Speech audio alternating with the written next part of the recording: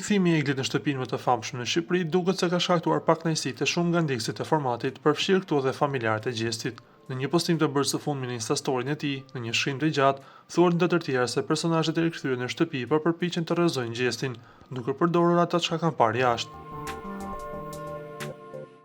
I mbyllur për më shumë se 150 ditë, pa qasje në botën e jashtme, pa shqiruar luksin e thashëthemeve apo gjykimin e turmës, pa ditur çfarë mendon bota, që nuk ndjen as duart rrkitet e atyre që e duan, por as për buzën e atyre që nuk e duan, përsërisht e ndjekin në çdo lëvizje të tij.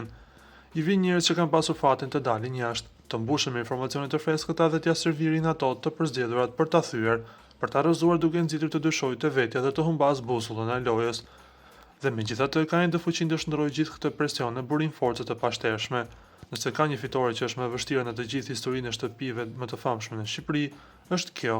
Jo një fitore që vjen gjithmonë me brohoritje, por ajo që vjen pasi ke kaluar në përhumner, kur gjithçka ka punuar kundër teje, pa asnjë dritare të hapur, pa asnjë dorë të shtrirë, por vetëm me një shpirt që refuzoi të mposhtet. Kjo është një fitore që nuk kuptohet nga të gjithë, por peshon më rënd se çdo gjë tjetër. E mbyll shkrimin një nga familjarët e gjestit. Pas të rikthimit të Eglit, ajo ka ndryshuar totalisht sjelljen kundër gjestit, duke bërë këtë të fundit konfuz në lidhje me informacionet që ajo mund të ketë marrë jashtë shtëpisë. Ju lutem klikoni tek butoni subscribe për të marrë të rejat më të fundit nga showbizi shqiptar.